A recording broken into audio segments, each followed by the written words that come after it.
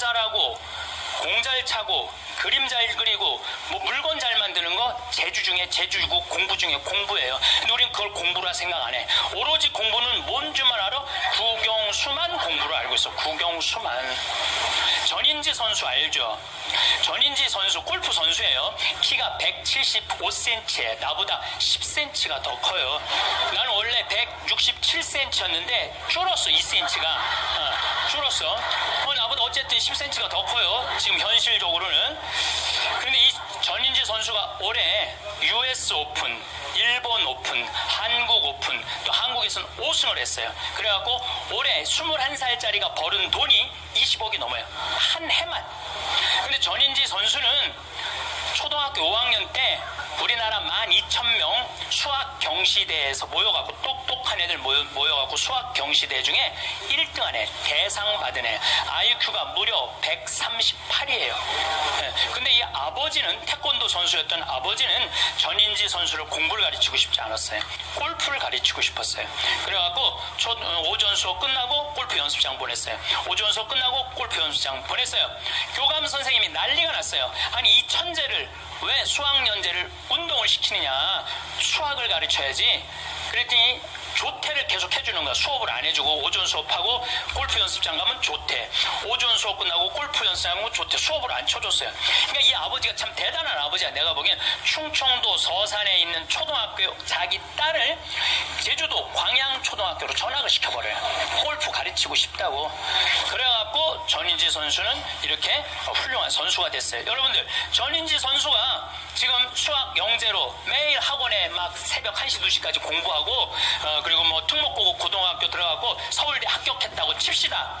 매일 공부한 전인지 선수 어떨 것 같아요? 안경 이렇게 두꺼운 거 끼고, 분명히 그랬을 거예요. 안경 두꺼운 거 끼고 허리는 약간 꼬부정해갖고 머리도 이상하게 해갖고 이러고. 전인지 선수가 또 얼마나 예뻐요. 근데 그 미모도 다 없을 거야. 그냥 이러고 지금 서울대학 새벽 2, 3시까지 수학 문제 푸느냐고 그러고 앉아 있을 거예요. 그게 나요?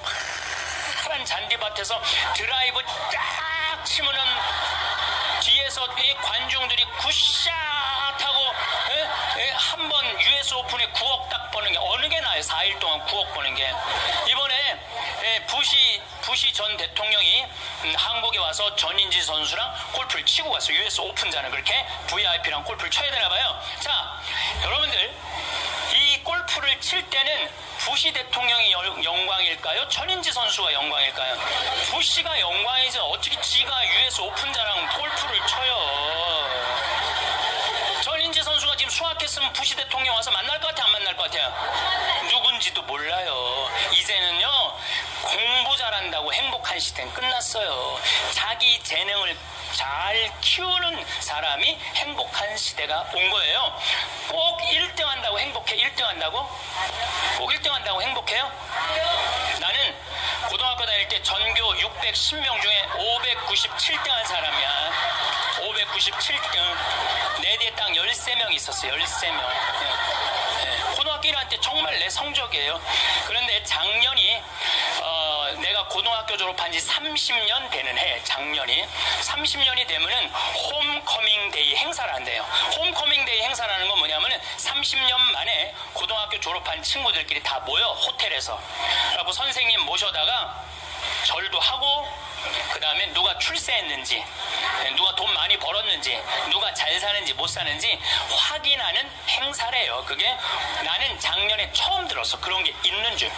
왜냐하면 난 고등학교 졸업하고 동창 모임을 단 한 번도 나간 적이 없어요. 왜냐하면은 길이 다른데. 기숙사 생활 저기 막 7년 하고 신학교 10년 하고 신부됐는데 친구들을 만날 일이 하나도 없었어요. 근데 내가 졸업한 고등학교는 지금 현역 국회의원이 3명 있어요. 당 대표도 하나 있어요. 우리 학교 졸업생 중에. 현역 국회의원이 3명이나 있어요. 우리 시의 시장님도 우리 학교 5년 선배야. 나하고도 아주 친해요. 나하고도 아주 친해. 그러니까 명문이죠, 명문. 근데 이제 뭐 음악회도 하고 그 호텔에 모여갖고 하는데 초청 강의 시간이 있대요. 근데 동창들이 모여서 회의를 했대. 우리 학교 졸업생 중에 가장 훌륭하게 된 사람이 누구냐? 그 사람을 데려다가 강의를 듣자. 근데 나래, 나 597등. 아니 1등을 데려다가 듣지 왜 597등을 데려다 들어?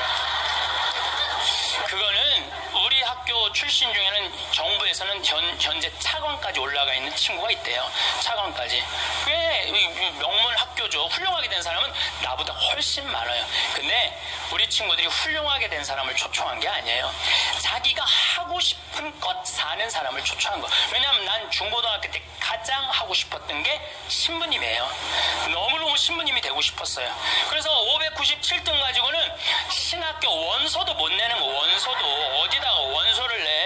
그래서 오로지 신학교 가고 싶은 그 욕구에 공부 열심히 했어요. 그래서 고등학교 2학년 때는 전교 25등까지 올라왔어요. 전교 25등.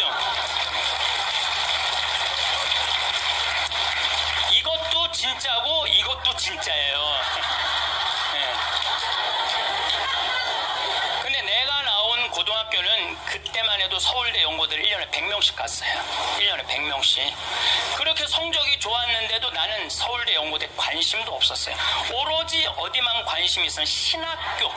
내 최고의 목표는 신학교예요. 신학교 합격을 했는데 온 세상을 다 얻은 것 같았어. 온 세상을.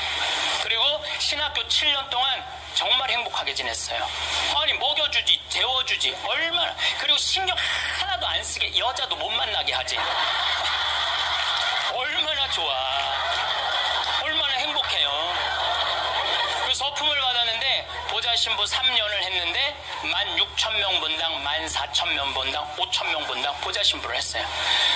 근데 우리 천주교 교우들 보좌신부 바라보는 눈이 어떠냐면 하트야, 하트. 얼마나 보좌신부를 사랑해요. 그 28, 29, 30살에 그렇게 사랑받을 수 있는 젊은이가 얼마나 됐어요. 만약에 내가 장가를 갔다면은 그때 맨날 마누라한테 두들겨 맞으면서 마누라가 그래서 나가 죽어 그렇게 살 거면 맨날 그런 소리 들었을 거야. 그런데 사제가 되니까 그렇게 사랑을 받고 혼당부 신부 10년 동안은 교우들이 나를 떠받들고 업고 다녔어요. 정말 나는 평택 비전동, 경기도 광주 오포 능평성당 두 본당의 교우들한테 정말 감사해요. 그리고 이제 강원도 평창에 가서 산 지 12년이 되는데 정말 요즘 같은 경우는요 아침에 마당에 딱 서면 물 한 개 펴요. 밤낮 기온차가 있을 때 물 한 개가 여러분들 물 한 개 피는 거 어떤 거 모르죠? 쫙 피어올라요. 그냥 눈에 보여요. 그리고 단풍이 쫙 있지. 마당에 생태마을 마당에 딱 앉아서 강을 내려다보면 근심 걱정이 하나도 걱정할 게 뭐 있어. 마누라가 있어, 자식이 있어. 근심 걱정이 하나도 얼마나 행복해. 그러니까 친구들이 동창들이 와서 나한테 와서 보는 거, 야, 너 정말로 행복해 보인다. 왜냐하면 하고 싶은 일을 하니까 행복한 거예요. 1등이 행복한 게 아니에요, 여러분들. 정말 행복한 거는요, 꼴등도 행복한 나라가 행복한 거예요. 1등이 행복한 나라는 행복한 나라가 아니에요. 작년에 서울에 또 잘 사는 동네에 48살 먹은 명문 사립대 나온 사람이 자기 부인 43살 부인 죽이고 13살, 8살 딸 목졸라 죽였어요. 아시죠? 근데 이 집이 아파트가 11억이래. 11억인데 이 주식 잡아서 근저당을 잡아서 5억을 날렸대요. 5억을. 그리고 6억이 남은 거죠. 그런데 이제 날리고 난 다음에 왜 죽였느냐? 더 이상 강남에서 최고의 생활을 할 수 없다면 얘네들이 자괴감을 느낄 거라는 거야. 이렇게 사느니 차라리 죽는 게 낫다 그러고 부인도 목졸라 죽여 딸들도 멀쩡한 딸들도 목졸라 죽인 거예요. 그러면 11억 아파트에 5억 날리면은 얼마 남는 거예요? 6억 남죠? 부인 통장에 3억 현찰이 있었대. 부인이 차분히 돈을 모아놔서. 그럼 9억이야. 꼭 강남에서 살아야 돼? 그 9억을 가지고 평창에 와서 살면은요.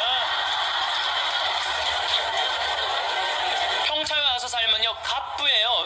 우리 땅 좋은 거 하나에 15만이 한 평에. 그러면 한 300평 사봐야 한 4,500만 원, 5천만 원이에요. 그리고 집 기가 막히게 잘 지면은요 한 1억 5천이면 정말 이 서울의 어떤 집보다 멋있게 질 수 있어. 그래봤자 2억이야 2억. 그리고 7억이 현찰로 남으면요 평창에서 갑부로 살 수 있어요. 근데 우리는요 1등에만 목을 매기 때문에 내려앉는 걸 할 줄 모르는 거예요. 내려앉는 걸 할 줄 모르는 거예요. 여기 있는 분들도 가만히 있어요. 난 망했어. 그리고 가만히 정신 차려보면 그래도 건질 게 많거든. 그런 거 정리해갖고 평창에 오면 다 되는 건데 여기서 살라고 그러니까 힘든 거예요. 여기서 살라고 그러니까. 그러니까 1등병을 고쳐야 돼요. 1등병을. 자기가 하고 싶은 거 하고 사는 게 제일 좋은 거예요. 우리 집에 조카가 하나 있는데 3년 전에 내가 잠비아를 데리고 갔다가 얘가 말라리아에 걸렸어요. 그래갖고 여러분 1년에 말라리아로 걸려 죽는 숫자가 얼마냐면 300만 명이에요. 300만 명. 네. 근데 처음에는 말라리아인지 모르고 독감인 줄 알고 계속 수원에 있는 병원에 있었어. 근데 보니까 이게 치료가 안 되는 거야. 점점 백혈구 수치가 올라가는 거야. 죽기 직전까지 올라간 거죠. 너무너무 놀래갖고 내가 여기 서울 국립의료원에 입원을 시켜놓고 마침 서울대병원에 내가 강의를 나가니까 전화해갖고 최고로 좋은 감염내과 의사 찾아서 우리 조카 좀 내가 조카 하나 작게 생긴 거 아니에요. 지금 아프리카 데리고 가서 조카 좀 살려. 그리고 내가 그날 내 평생에 그렇게 간절하게 기도한 적이 없어. 하느님 우리 조카만 살려주면 내가 열심히 살겠습니다. 딴 생각 안 하고 내가 열심히 기도했어요. 조카가 살아났어요. 기적같이 살아났어요. 정말 죽으려고 그러는 애가 살아났어요. 근데 얘가 그 말라리아 걸리기 전에는 화학과를 다녔어요. 근데 별로 행복해 보이지 않더라고. 애가 화학과를 다녔던 애가. 근데 말라리아 치료되고 난 다음에 학교를 때려쳤어요. 얘가 어렸을 때 성우를 하고 싶어 했어요. 그래서 뭐 바이올린도 배우고 피아노도 배우는 아이예요 원래는. 근데 화학과를 간 거야. 바이올린하고 피아노 배우는 애가 성우하고 싶은 애가 화학과를 가니 얼마나 한심해요. 그랬더니 나한테 그러는 거야. 삼촌 내가 학교 때려쳤어. 그래서 왜? 그랬더니 내가 죽음 직전까지 가보니까 내가 좋아하는 걸 하다가 죽는 게 자기가 옳게 사는 거라는 생각이 들더래요. 그래서 얘가 공부를 해갖고 뮤지컬 학과를 들어갔어요. 뮤지컬 학과를 들어가고 아니 가자마자 장학금을 받고 다니는 거야. 화학과 다닐 땐 장학금 하나도 받지 못했던 애가 자기가 좋아하는 걸 하면은 되는 거예요. 뭐 처음은 만점이래요. 이번 축일 때 얘가 우리 생태마을에 와갖고 저 삼촌 때문에 내가 인생이 바뀌었다 그러면서 노래를 하는데요. 정말로 웬만한 기성 그 뮤지컬 가수보다도 정말 잘한다고 하면 좀 문제가 있겠지만 절대 노래를 기가 막히게 잘하더라고. 얘가 노래를 얼마나 잘하는지 얘가 나하고 목소리가 똑같아.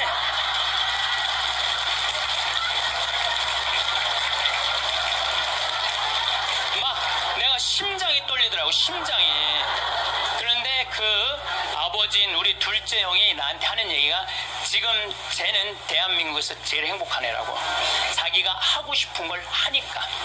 그래서 내가 그 아이를 볼 때마다 너무 기특해하고 이번 주 토요일 날도 노트라듬 드 파리라는 그 뮤지컬을 내가 끊어줬어요. 최고 좋은 좌석에 너 가서 보라고. 그러니까 애가 자기가 하고 싶은 걸 하니까 박수를 쳐주고 싶은 거야. 여러분들도 정말 자녀들을 사랑한다면 여러분들이 좋아하는 국영수를 가르치지 말고 국영수를 가르치지 말고 자녀가 좋아하는 걸 찾아줘야 돼요. 그래서 우리는 1등을 해갖고 어디를 들어가야 돼? 서울대학을 들어가야 돼. 이게 행복 공식이야.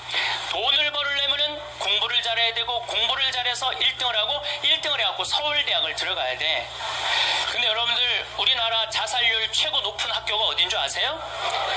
아니에요. 카이스트예요. 카이스트 아이들이 요 3년인가 4년 만에 9명이 자살을 했어요. 9명이 자살을 했어요. 공부 잘한다고 행복한 거 아니에요. 공부 잘한다고 하고 싶은 일을 하는 게 행복한 거예요.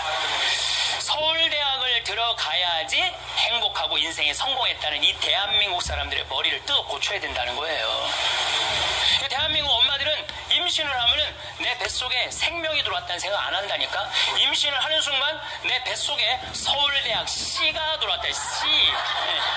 네. 사람으로 안 보여. C로 보여. C로. 그래갖고 그냥 글자 대한민국 대통령 뭐 박근혜 이런 거 써서 읽어주잖아요.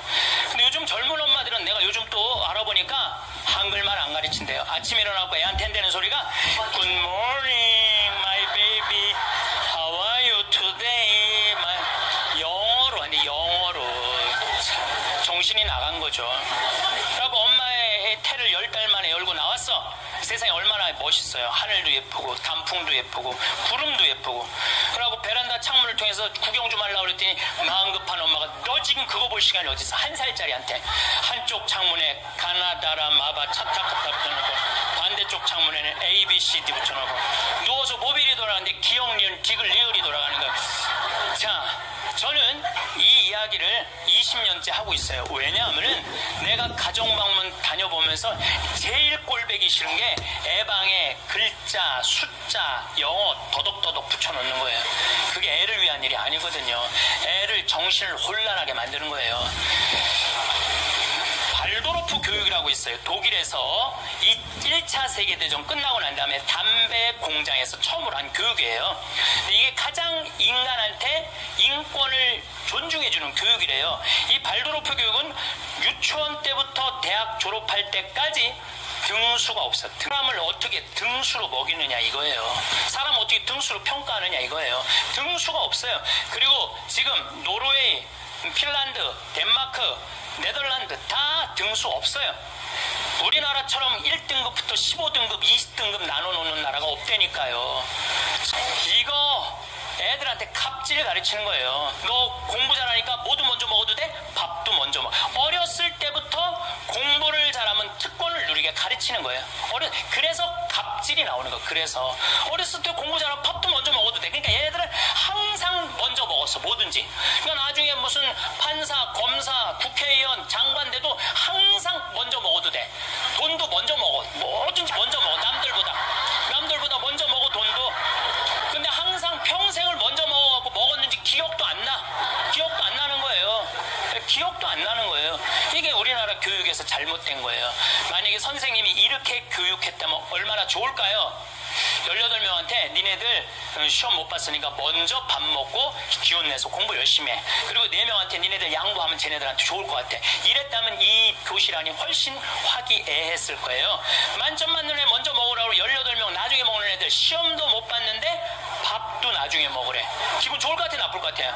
기분 나쁘죠. 학교 다니면서 기분 나쁜 거죠. 근데 얘네들은 또 집에서는 독상을 차지할 수 있어. 집에서만은. 그래갖고 집에서 엄마한테 성적 주고 행복하게 밥을 먼저 먹었어. 집에서는. 근데 문제는 엄마예요. 행복하게 밥 먹는 애 한번 쳐다보고 성적표 한번 쳐다보고 행복하게 밥 먹는 애 한번 쳐다보고 성적표 쳐다보다가 해서는 안 될 말을 해요. 야 이놈의 새끼야, 이 성적 받고 밥이 목구멍으로 넘어가냐. 그럼 얘는 할 수 있는 건 딱 하나밖에 없어요. 탈선밖에 할 수 있는 게 없어요. 탈선. 제가 몇 년 전에 우리나라 최고 좋은 특목고등학교 합격한 여학생이 저를 찾아왔어요. 우울증에 걸려갖고. 우울증에 걸리니까 머리를 안 깎았어요. 허리까지 머리가 나왔어. 근데 얘는 나하고 1시간 동안 면담하는 동안 단 한순간도 고개를 들지 않았어요. 그러니까 팍 고개를 숙이니까 그 긴 머리가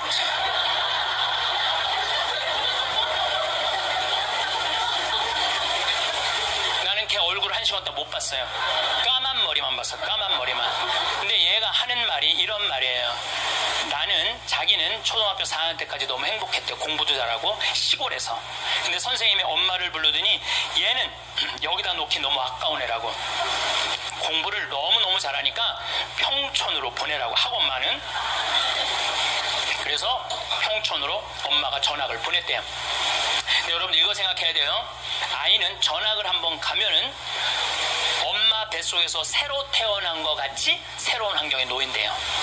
친구 새로 만나야지, 선생님 새로 만나야지, 가는 길 다르지. 그만큼 힘든 거야, 전학을 한번 가면은. 근데 가자마자 전교 1등을 했대요. 그러니까 바로 왕따를 당했대요. 그냥 사는 게 너무너무 학교 다니는 게 지겨웠대요. 근데 오로지 공부 잘하니까. 거기서 너무너무 공부를 잘하니까 선생님이 엄마를 부르더니 얘는 평촌에 놓기 너무 아깝다고 일산으로 보내라고. 일산으로 갔대요. 중학교 올라가고 일산에서도 공부를 너무 잘한 거야. 그랬더니 선생님이 엄마를 부르더니 얘는 여기다 놓기 너무 아깝다고 강남으로 보내라고. 강남으로 간 거예요. 그래서 우리나라 최고 좋은 특목고등학교 합격을 했어요. 얘 아이가. 합격을 했는데 우리는 특목고등학교 3월 달에 들어가는 게 아니고 우리 일반고등학교 3월에 가잖아요. 특목고등학교 1월 달에 기숙사에 들어간대요. 그래서 1월, 2월 2달 만에 고등학교 2학년 과정을 다 마친대요. 워낙 똑똑한 애들이니까. 그러니까 걔네들이 다 예일대, 하버드대, 서울대 막 2학년 때 다 가는 거예요. 3학년 때까지 안 가. 2학년 때 다 가는 거야. 선행학습 하니까. 근데 첫날 공부를 하고 저녁에 양치를 하려고 그랬는데 치약을 안 갖고 왔더래. 그래갖고 한 방이 6명이 있었는데 5명한테 치약을 빌려달라고 그랬더니 치약을 빌려주는 애가 한 명도 없더래요. 안 빌려주더래. 왜 안 빌려줘요? 만약에 내가 치약을 빌려줘갖고 얘가 양치를 잘해갖고 다음날 건강하게 일어나고 공부를 열심히 하면 되겠어요? 안 되겠어요? 내 경쟁자가 얘네들은 경쟁자로 보이는 거예요. 친구로 동료로 안 보이는 거예요. 그래갖고 뭐를 해야 돼? 1등을 해야 돼. 그래갖고 뭘 해야 돼? 출세를 해야 돼. 협동, 이해, 양보, 배려 이런 거 안 배워요. 이런 거 안 배워요. 경쟁, 1등, 출세, 돈 이걸 배우는 거예요. 얘가 생각을 해보니까 그때 우울증이 온 거예요. 이게 뭐냐. 근데 걔가 나한테 정말로 울부짖으면서 한 얘기가 있어요. 신부님, 나는 내 인생을 돌아봐서 16년 동안 즐거웠던 추억이 하나도 없어요. 공부한 거 외에는 생각나는 게 하나도 없다는 거예요. 토요일 날 일요일 학원만 다녔지 어디 놀러 가봤던 적도 없다는 거예요. 그러니까 추억이 하나도 없는 애들이 턱 먹고 가는 거예요.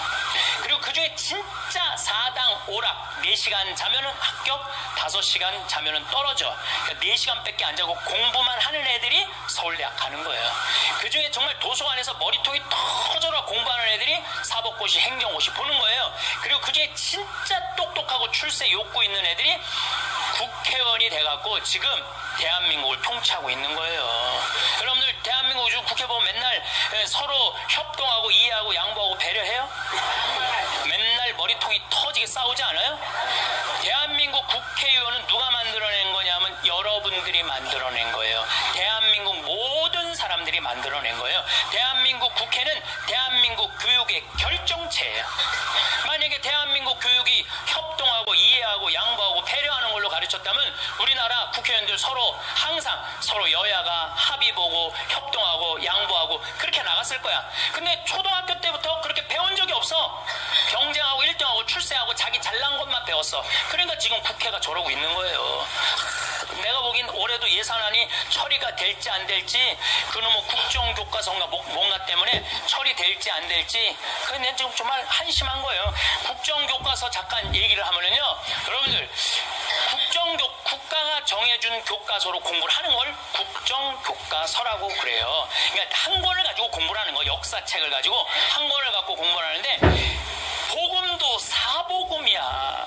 마테오, 마르코, 루카, 요한이야. 예수님을 이렇게 서술하는 것도 4가지 관점에서 서술을 하는 거예요. 내가 만약에 마테오 복음만 읽었다면요, 나는 이방인이 바라보는 예수님은 이해하지 못했을 거예요. 그 다음에 요한 복음을 내가 공부를 안 했다면은 예수님의 영적인 세계를 알지 못했을 거예요.